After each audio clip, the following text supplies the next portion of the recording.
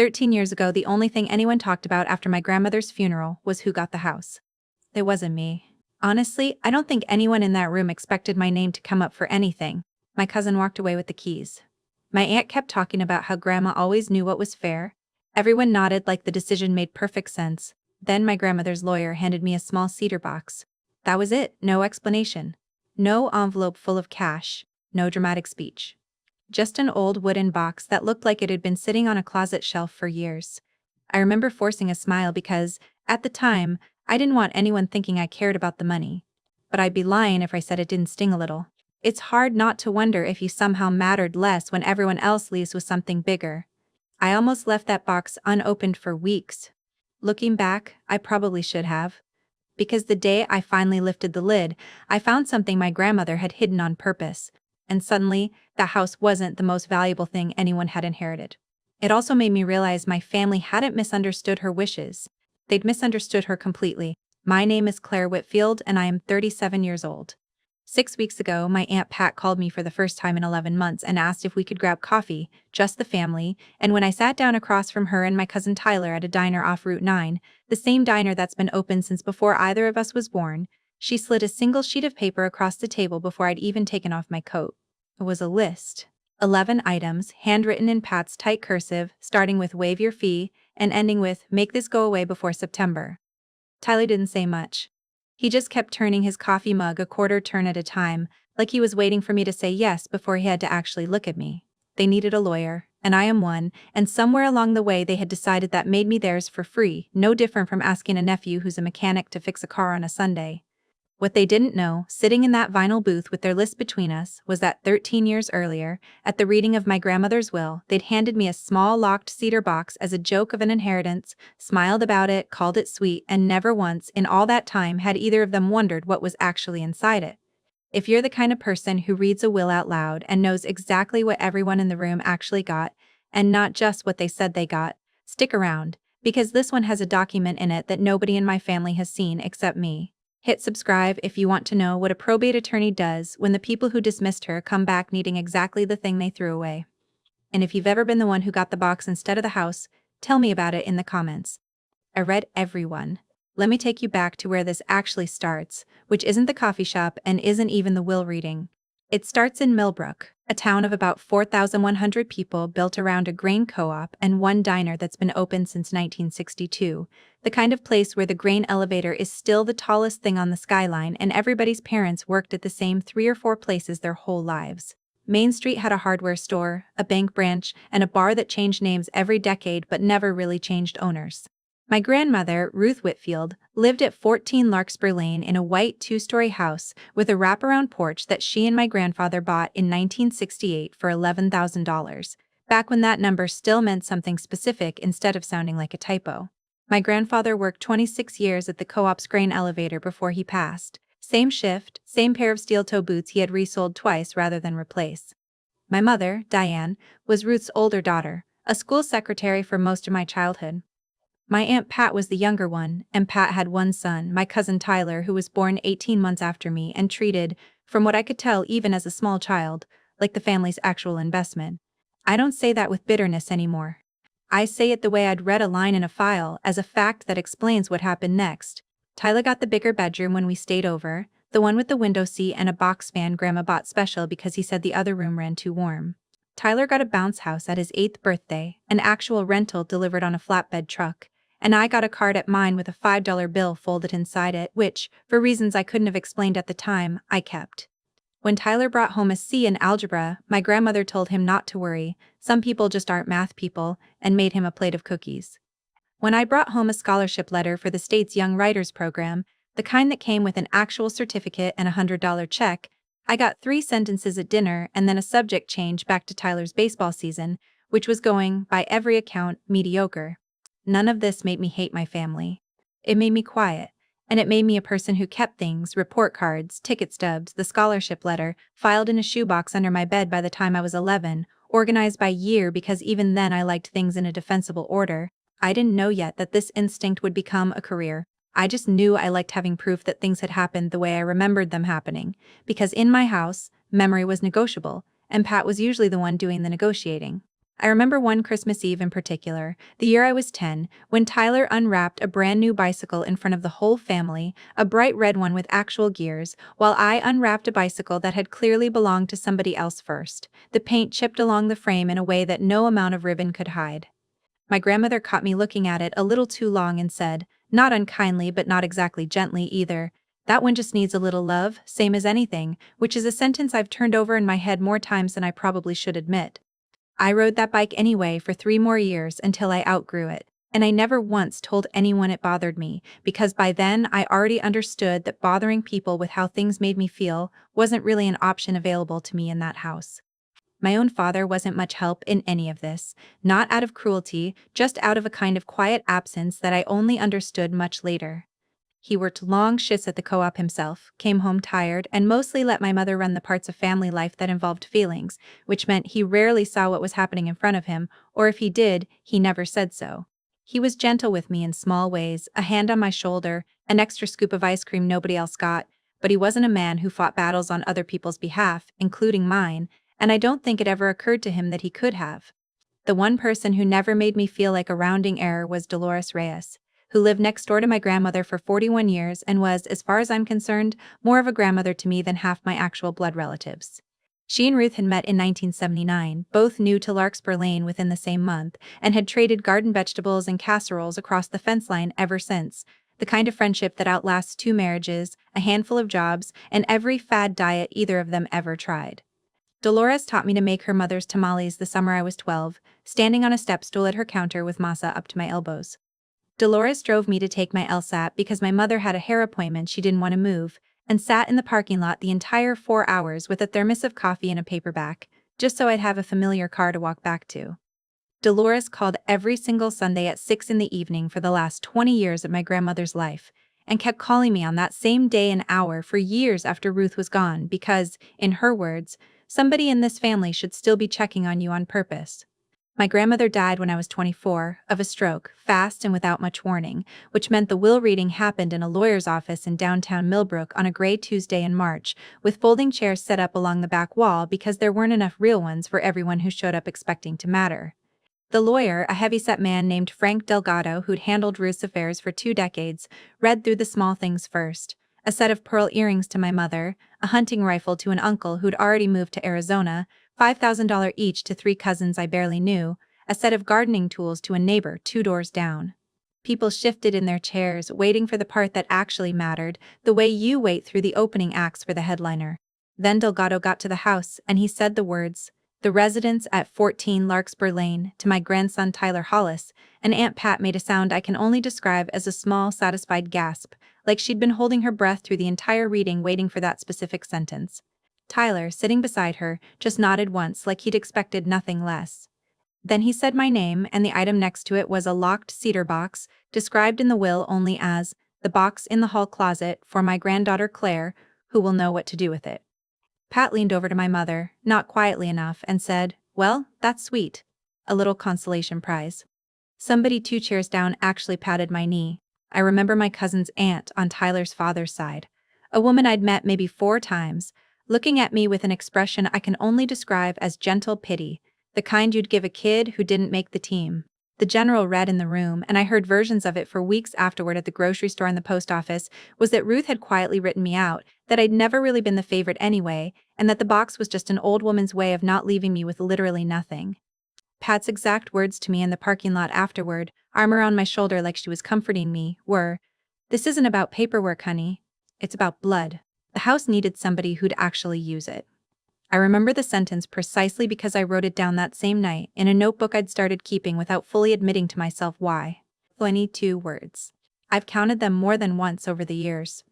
I took the box home to the 1-bedroom apartment I was renting 40 minutes away, and I taped it shut with packing tape because the little brass lock had rusted and I didn't want to force it, and I put it on the top shelf of my closet, and for a long time I genuinely believed my aunt was right about what it meant. I grieved my grandmother that whole first year in a strange, quiet way, more for the version of her I'd wanted than the one I'd actually had, because even in death she'd managed to leave me uncertain about where I'd stood with her, and grief is a lot harder to sit with when it comes bundled together with a question you can't ask the person anymore.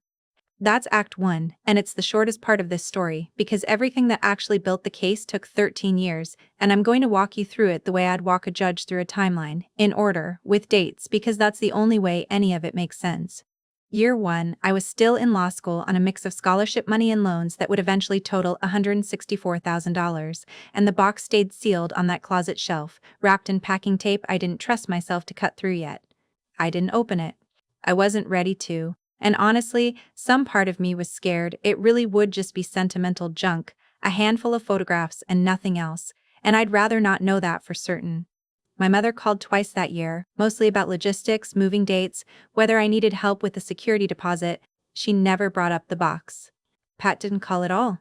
Tyler moved into the Larkspur house within 4 months of the reading, and from what I heard through the family grapevine, he didn't change much about it, just replaced the porch furniture and put a basketball hoop over the garage, the same garage where my grandfather used to keep his tools lined up on a pegboard he'd labeled by hand. Year 2, Dolores drove 3 hours to bring me a box of my grandmother's old kitchen things she thought I should have, including Ruth's actual mixing bowls, and she stayed the whole weekend and helped me hang curtains in an apartment that still smelled like fresh paint. She brought her own toolkit. She refused to let me pay for the curtain rods. That's the kind of thing I mean when I say she showed up. Not once in 13 years did Dolores forget my birthday, and not once in all that time did she ever bring up money, mine or anyone else's. Year 3, I passed the bar, and the first thing I did that felt like celebrating was open the box, alone, on a Sunday afternoon in October, 4 years to the week after my grandmother's funeral. Inside, there was a stack of old photographs, my grandmother's recipe cards in her own handwriting, a small velvet pouch with her wedding ring, and a manila envelope, sealed, with my name written across the front in the same blue-black fountain pen ink she used for everything, the kind that always left a small telltale blot in the corner of the page because the nib leaked just slightly if you pressed too hard. I opened the envelope. Inside was a document, 4 pages, notarized, dated 4 months after the will that had been read in that lawyer's office. I read it twice, sitting cross-legged on my apartment floor with the box open in front of me like an evidence photo. I didn't fully understand what I was looking at yet, not with a law degree that was only 3 weeks old and a bar card I hadn't even received in the mail. But I understood enough to know it wasn't sentimental junk, and I understood enough to put it back in the envelope, back in the box, and to say nothing to anyone, including, for a while, myself. Can I ask you something before I keep going? If you found out, right now, today, that a family member had quietly handed you the truth years ago and everyone around you had just decided not to look at it, would you have opened that envelope the same day, or would you have waited too, the way I did? I genuinely want to know, so tell me in the comments, and subscribe if you want to see how long I actually sat on this. Year 4, I started as an associate at a small firm 40 miles from Millbrook, doing exactly the kind of work that would end up mattering here: probate, trusts, estate litigation, the unglamorous business of figuring out which document actually controls when 2 documents disagree. I still remember my interview with Harold Voss, a dry, precise man who'd been practicing for 31 years and kept every file in a labeled accordion folder instead of a computer, because, in his words, paper doesn't crash. He asked me exactly one substantive question in that interview: what happens when a client has 2 wills and doesn't remember which one they signed last? I gave him the textbook answer and he nodded, unimpressed, and said, "That's the rule. Now tell me why it exists." I fumbled through something about certainty and finality, and he must have seen enough in the fumbling because he hired me the next week. Harold used to say the whole job came down to one sentence: the last validly executed instrument wins, full stop, no matter how anyone feels about it, no matter how sympathetic the person left holding the earlier document might be. I thought about that sentence more than he probably realized, usually at night, usually with the lights off, usually with a certain cedar box somewhere in the back of my mind. Around the same time, Tyler's construction business, a small residential contracting outfit he'd started with 2 employees, began showing up in county filings for unpaid supplier invoices. Nothing dramatic yet, just the first few threads, the kind you only notice if you already know how to read a docket. Year 5, I quietly, and I mean quietly, took the notarized document out of the box and drove it to a retired notary public 2 counties over, a woman named Evelyn Pruitt who'd been in practice since before I was born, just to confirm the notarization itself would hold up under scrutiny: the seal, the signature, the date stamp.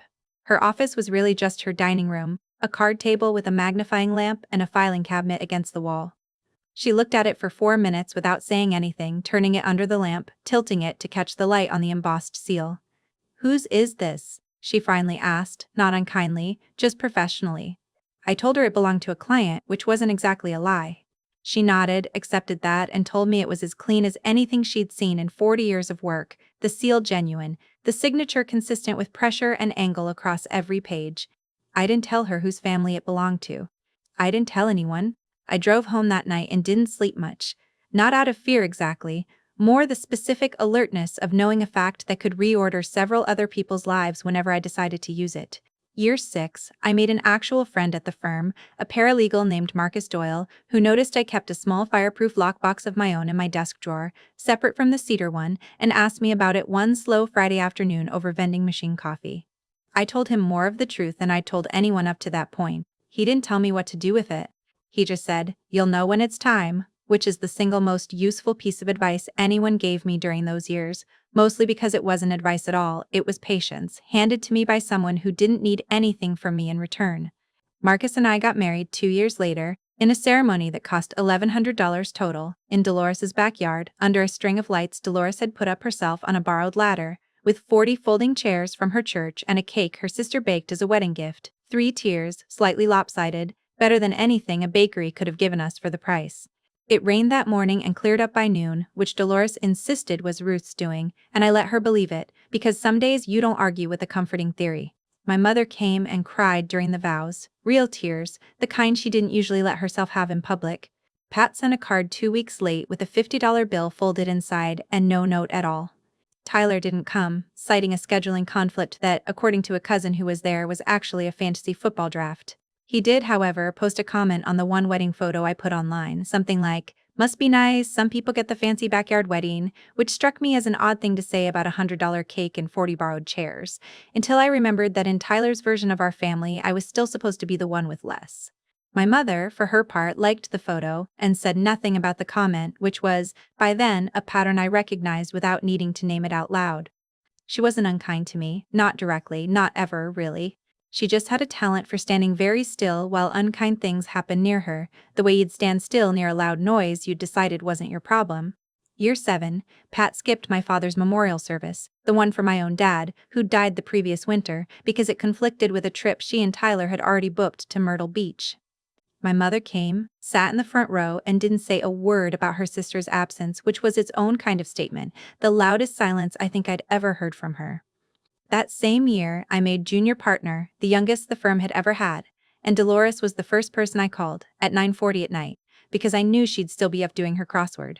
Somewhere in the middle of all this, the Thanksgiving after I made junior partner, I drove up to Millbrook for the holiday because my mother asked me to, and Pat hosted it that year, at the Larkspur house, which still felt strange to walk into, the same wallpaper in the hallway, a different couch in the living room.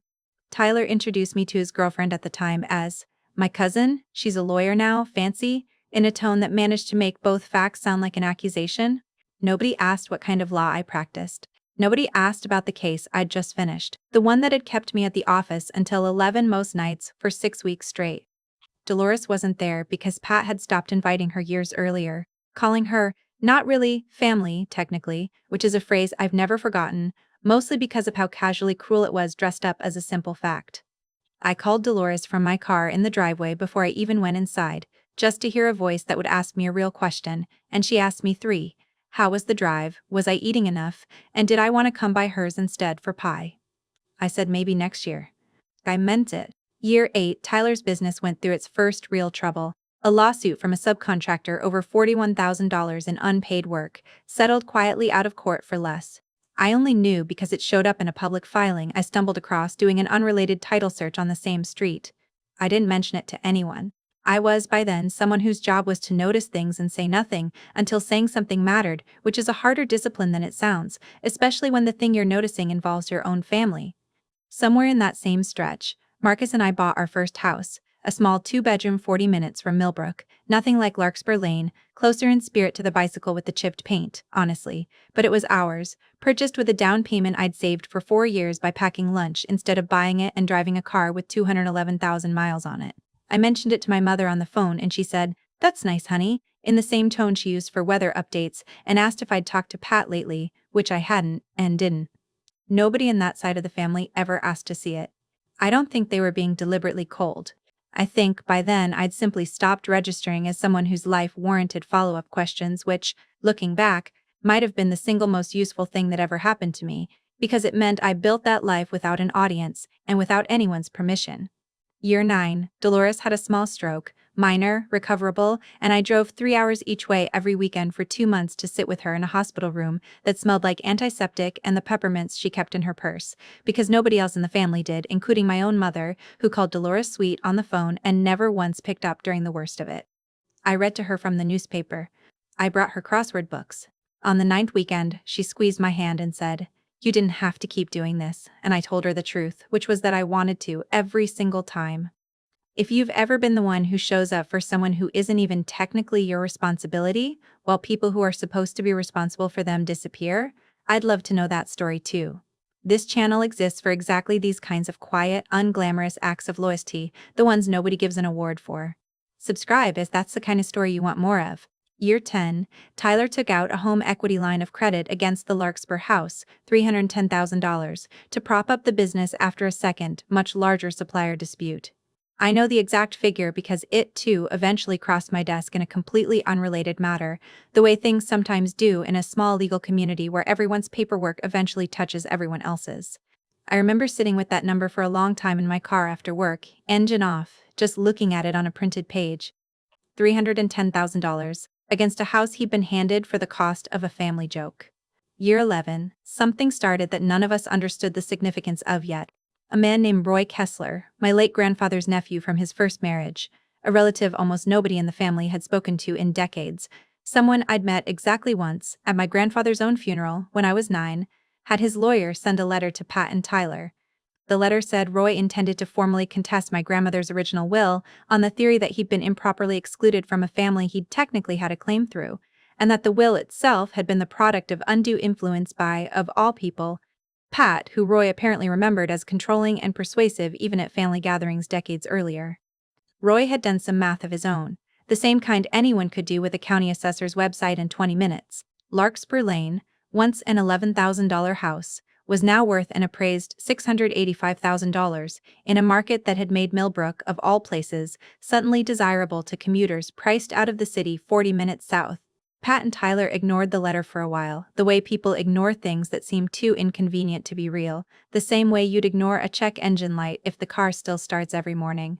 I heard about it eventually, secondhand, the way I heard about most things in that family by then, filtered through 2 or 3 other people before it ever reached me, usually with details slightly wrong by the time they got to me. Year 12 is when the family found out what I'd actually become, and they didn't find out from me. That spring, I'd won a fairly significant will contest for a client named Marilyn Suarez, an elderly farmer's widow whose stepchildren had tried to push her out of 40 acres she'd lived on for 30 years, arguing that a will her late husband had signed 2 weeks before his death was invalid because of his declining health. I spent 4 months on that case, reviewing medical records, deposing a hospice nurse, tracking down the notary who'd witnessed the signing, and in the end, the judge sided with Marilyn in full, on every point. She hugged me in the courthouse hallway afterward and said, "Nobody thought an old woman like me could win against a bunch of lawyers," which I've thought about more than once since, given everything that came after. The case got a small write-up in the regional paper because of the size of the estate involved. 3 column inches with my name spelled right and everything. A woman from Ruth's old church, a Mrs. Aldous who still did the church bulletin, clipped the article and brought it to a potluck, of all things, and mentioned it to Dolores between the potato salad and the coffee urn. Dolores, not realizing what she was setting in motion, mentioned it to my mother the next Sunday on the phone, the way you'd mention any nice piece of news, no different from a weather report. "Claire's doing so well, did you see the paper? They said she does estate work now, wills and things." My mother mentioned it to Pat 2 days later, at Pat's kitchen table over coffee, the way sisters mention things to each other. I only know what happened after that because my mother told me, much later, in more detail than I expected. Pat, according to her, went quiet for a second, then asked one question. "Wills, as in, that kind of lawyer?" My mother said yes, that kind of lawyer, and Pat changed the subject to something about Tyler's business and didn't bring it up again that day. But Pat, from what I later learned, sat with that information for exactly 11 days before she said anything else to anyone about it, which is its own kind of tell. People don't sit quietly with good news for 11 days. They sit quietly with news they're still deciding how to use. Year 13 is this year. In March, Roy Kessler's lawyer filed the will contest formally in probate court, and for the first time, Tyler and Pat had a genuine legal problem on their hands, one that threatened the entire chain of title to the Larkspur house, at the exact moment Tyler's HELOC lender was already threatening to call the loan due over a missed payment. That's the part where everything from the last 12 years finally intersected. That's the coffee shop. That's the list with 11 items on it. If any of this sounds familiar, if you've ever watched a family go quiet on you for years and then reappear the second your life started working, I want to hear about it, only if this story is landing the way I think it might. Drop a comment and tell me what year it was for you. Now let's get to the part where I actually found out how transactional this really was. Because the coffee shop wasn't even the worst of it. 3 days after that meeting, Tyler's ex-wife, a woman named Bree who I'd always liked and who'd kept a cordial, arm's-length friendship with me even after the divorce, forwarded me a screenshot from a family group chat I wasn't in, the one that apparently existed specifically to plan things around me. Pat had written, "Make a list. Be specific." She's a numbers person now, she'll respect that. Tyler had responded, "Don't mention the box thing, she probably forgot about it anyway, no reason to bring up old stuff." My mother, 3 messages later, had written only, "I don't love this," and nothing after that. Nobody responded to her. Bree's own note above the screenshot just said, "I thought you should see this before Tuesday. You've always been decent to me." I read the exchange itself 4 times. 63 words total between Pat and Tyler, and every one of them told me exactly what I needed to know about what this meeting actually was going to be. I sat with my phone in my hand for a long time after that, longer than I want to admit. Not angry, exactly, or not only angry. Mostly a kind of tired recognition, the feeling of watching a pattern you've suspected for 30 years finally spell itself out in plain text, no room left for a more generous interpretation. I'd spent a long time telling myself Pat's coldness might have softened somewhere along the way, that 13 years was enough time for anyone to reconsider a few things. 63 words told me otherwise, in her own handwriting, or the digital version of it. I want to be honest about something here, because I think it matters. When I first read the document in that envelope, back in year 3, sitting cross-legged on my apartment floor, I didn't grasp its full legal weight the way I would later. What I understood even then, with a law degree 3 weeks old, was the shape of it, a formal revocation clause referencing the earlier will by date, a new disposition clause naming me specifically, and my grandmother's signature, slightly shakier than the one on the original will, dated 4 months after it. I remember thinking, even as a brand new graduate who'd never set foot in a courtroom, that a signature like that doesn't happen by accident, and a document like that doesn't get written unless someone means for it to be found eventually, by exactly the right person, at exactly the right time. I just didn't know yet that the right person was going to end up being me, on a Tuesday 13 years later, in a blazer instead of pajamas, holding a certified copy instead of the original. People sometimes ask me why I chose probate law specifically, out of every field open to a new attorney, and I usually give them the short version, something about liking documents more than people, which gets a laugh and isn't entirely false. The longer version is that I think some part of me went looking for a career built entirely around the question that Box had already planted in me, which paper actually controls, when 2 versions of a story disagree. I didn't choose the profession because of the codicil. I think, if I'm honest, the codicil chose the profession for me, years before I understood what it actually said. I didn't confront anyone. I didn't even tell Marcus I'd seen it until that night, over dinner, and even then I told him the way I'd tell him about a difficult client file, factually, without much editorializing, dates and quotes and nothing extra. He listened all the way through without interrupting, which is one of the things I love about him, and when I was done he said the same thing he'd said 9 years earlier, sitting across a break room table with vending machine coffee going cold between us. "You'll know when it's time." Then he added, quieter, "I think it's time." I called Harold Voss the next morning, my old supervising partner, now technically my colleague at a different firm, and asked him to independently review the notarized document one more time, from scratch, no context given about which family it belonged to, just as a favor between old colleagues. He called me back 2 hours later, and I remember exactly where I was standing when my phone rang, next to the window in my office with a stack of unrelated files on the sill. He said 4 words. "This document controls." Fully. I already knew that. I'd known it, in some form, for 8 years.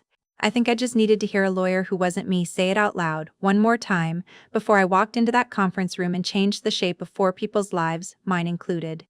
The night before the meeting, I drove out to Dolores's house, the one still standing next door to the Larkspur place, and sat at her kitchen table while she made tea neither of us really wanted, just to have something to do with our hands. I told her everything, the codicil, the group chat, the list of 11 items. She listened the way she always had, without interrupting, and when I was done she reached over and patted my hand once, the same gesture she'd used when I was 12, and had burned myself on her stove learning to make tamales. "Your grandmother always said you'd know what to do with that box," she said. "I didn't think it would take this long, but I suppose some things need the right 13 years. I asked her if she thought I was doing the right thing. She said, "I think you're doing the honest thing, which isn't always the same, but it's better," and that was the last real conversation I had before I walked into my own office the next afternoon. Stay with me for this next part, because it's the part people usually ask me about most. If stories like this one are the kind you want more of, subscribe now. Because what I did with that document is not what most people expect from someone who'd waited 13 years to use it. I set the meeting myself at my own office, not the diner, not the house, a Tuesday at 2 in the afternoon, because Tuesdays were always the quiet day at the firm and I wanted a room nobody could rush me out of. I told Pat and Tyler to come alone. My mother asked if she could come too, and I said yes, because at that point I wanted her to see this in real time rather than hear about it filtered through her sister, secondhand, softened. Our receptionist, a woman named Priya who'd worked the front desk for 6 years and had no idea who any of these people were to me, brought Pat a glass of water without being asked, because Pat looked pale walking in, and said, "You can sit right here, take your time." It was such a small thing, and Pat mumbled a thank you, and I remember thinking that was probably more plain kindness than Pat had shown a stranger in months. They arrived 4 minutes early. Tyler in a golf shirt like this was a casual favor between family, Pat in the kind of blazer she wore to church, carrying a manila folder of her own, thinner than mine, mostly I'd learn, printouts of the appraisal and a rough outline of what she wanted me to argue in front of a probate judge for free. She set it on the conference table and slid it toward me, open to the first page, the same 11-item list from the diner, retyped now, formatted like something official. Item 1 was waive your fee entirely. Item 4 was file for expedited dismissal of Roy's claim. Item 9 was don't mention any of this to your mother's side of the family until it's resolved, which told me almost everything I needed to know about how little they trusted their own version of events to survive daylight. She set it on the conference table between us and said, "We appreciate you doing this. Family takes care of family, that's all this is." I let that sentence sit in the room for a second before I answered it. "You said something to me in a parking lot 13 years ago," I told her. "You said this isn't about paperwork, it's about blood." I've thought about that sentence a lot over the years. Turns out you were right. It just wasn't the paperwork you thought it was. Pat's face did something complicated, somewhere between confusion and the first flicker of alarm. The kind of look you get when you sense a floor might not be as solid as you assumed. Tyler just looked irritated, like I was wasting his time with sentiment when he had a lien to worry about. I opened my own folder. Inside was a certified copy of the document from the box, along with Evelyn Pruitt's notarization confirmation and Harold Voss's written opinion, 3 pages, dated, signed, unremarkable in every way except what it said. I laid it flat on the table and turned it around so it faced them. "This is a codicil my grandmother executed 4 months after the will that was read in that office 13 years ago," I said. "It's properly witnessed, it's properly notarized." Evelyn Pruitt confirmed the seal is authentic. Harold Voss, independently, confirmed the same thing yesterday morning. Under state law, a later validly executed instrument controls over an earlier one, in full, regardless of whether anyone in this room finds that convenient. I turned to the relevant page. In it, she revokes the specific devise of 14 Larkspur Lane to Tyler, and leaves the residence, in its entirety, to me. The room went quiet in a way I could actually measure. 7 seconds, maybe 8. I counted them without meaning to, the way I count things now, a habit that used to embarrass me and now just feels like part of how I'm built. "That's not," Pat started, then stopped, then started again. "That's not possible." She would have told me. "She told me," I said. "She put it in a box with my name on it and told the lawyer, in the will itself, that I'd know what to do with it." I didn't know what to do with it for a long time. I do now. Tyler leaned forward and his voice cracked into something almost pleading, which surprised me because I'd never once, in 35 years, heard Tyler sound anything other than certain about something. "You can't be serious. I've lived in that house for 13 years. I have a loan against it. My whole business is riding on that equity. I know exactly how much the loan is," I said. $310,000, taken against a house that, legally, according to the last instrument your grandmother ever executed, was never fully yours to encumber in the first place. I let that sit for a second, then added, "That's actually good news for you today, in a strange way, because it also means Roy Kessler's entire contest is moot. He's challenging a will that was already superseded years before he ever filed anything. There's nothing left for him to win, which means there's nothing left for me to defend on his side either. Pat's eyes went to the appraisal printout still sitting in her own folder, then back to mine, like she was doing arithmetic she didn't want the answer to. Show me where it says that, she said, quieter now. I turned the document a few more inches toward her and read the revocation clause aloud, word for word, the way I'd read it to a judge, no inflection, no performance in it at all.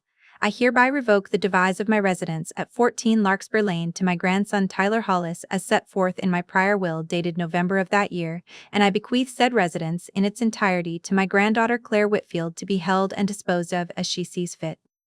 I let the last 5 words sit there a second longer than the rest, because I wanted them to understand that even Ruth had built-in room for me to decide what came next rather than dictating it herself.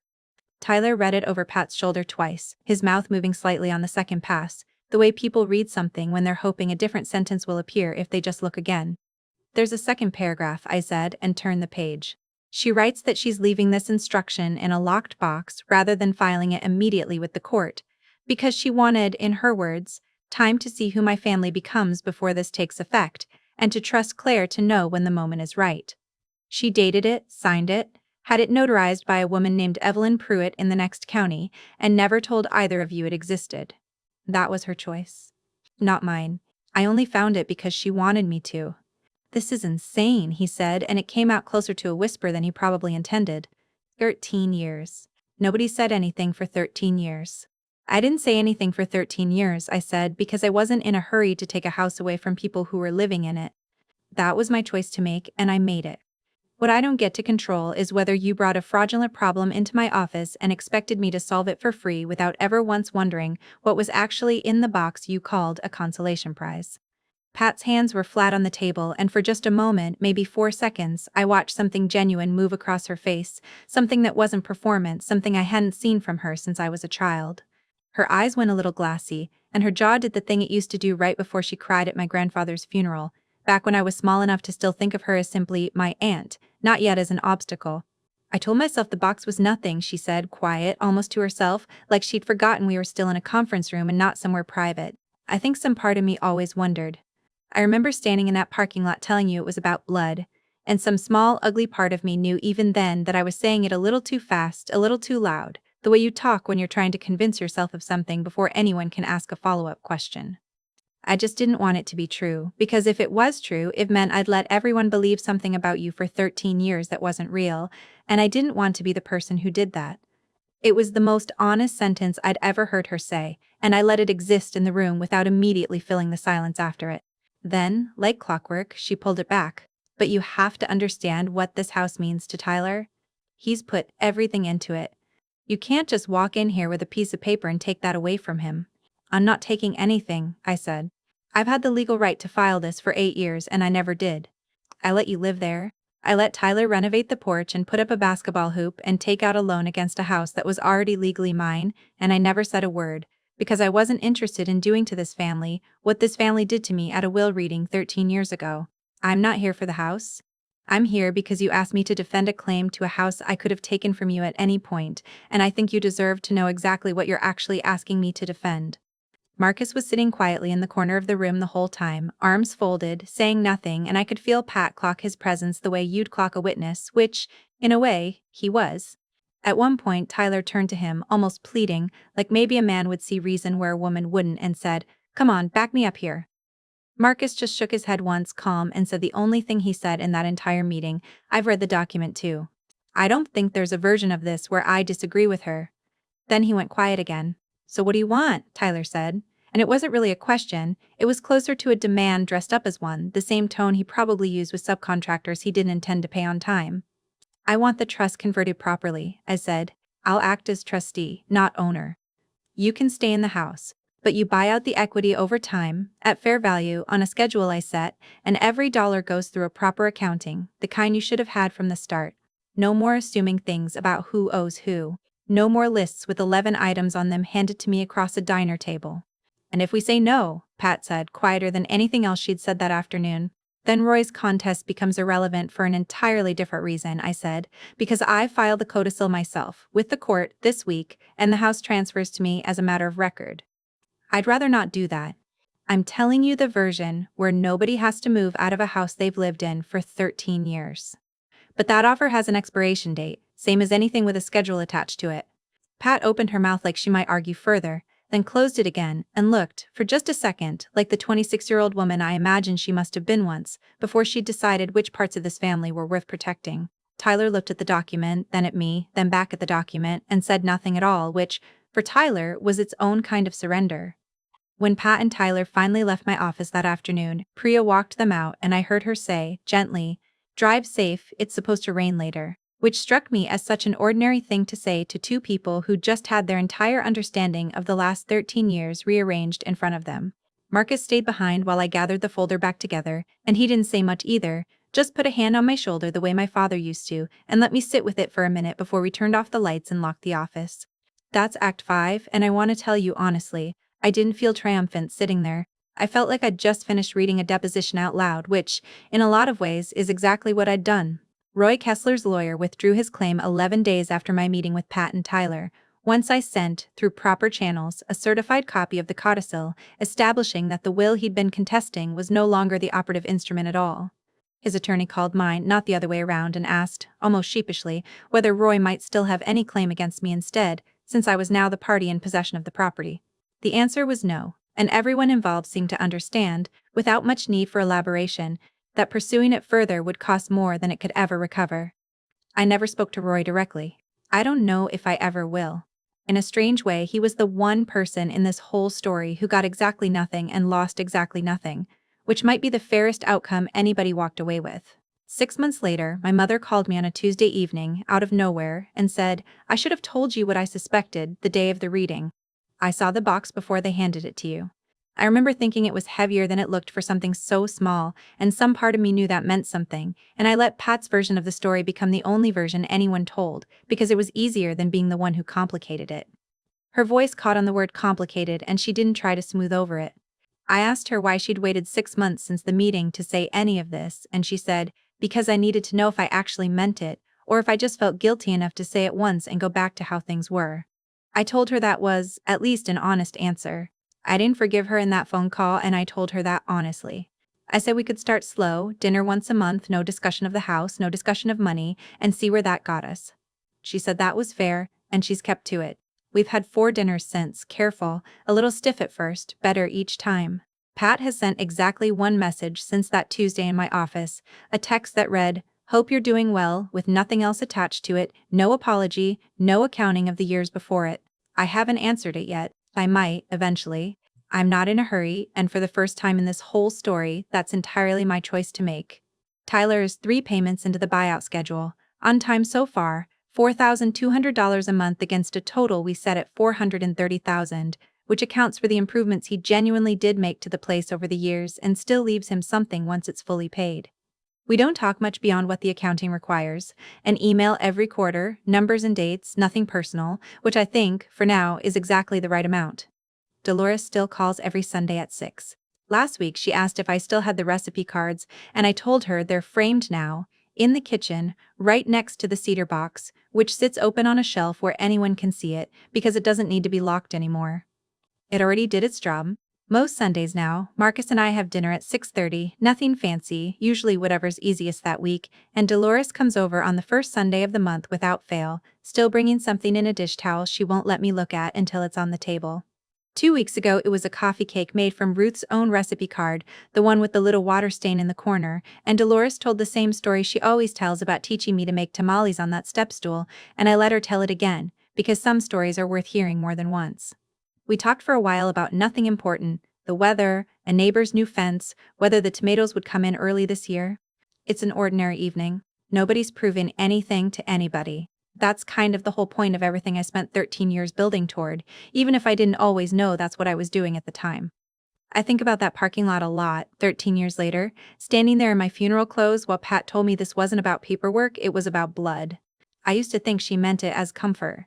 Looking back, I think she meant it as a verdict, the kind of thing you say to someone you've already decided doesn't need to be included in the real accounting. What she never understood, and maybe still doesn't, fully, is that my grandmother had already done the real accounting herself, in her own hand, with her own leaky pen, months before any of us sat down in that lawyer's office. She just wanted to see who we'd all become first. 13 years is a long time to wait to find out, but I think, in the end, we all showed her exactly who we were, right on schedule. That's my story. One cedar box, one codicil dated 4 months after a will nobody thought to question, and 13 years where the only thing standing between me and the truth was my own decision about when to open it. If there's one thing I'd want you to take from this, it's that being underestimated isn't the same as being wrong, and sometimes the proof you need has been sitting on a shelf the whole time, waiting for you to be ready to read it. If this story meant something to you, share it with someone who's ever been handed the box instead of the house, and subscribe if you want more of these. Tell me in the comments where you're watching from, and what the smallest thing was that turned out to matter the most in your own family. I read every comment, and I'll see you in the next one.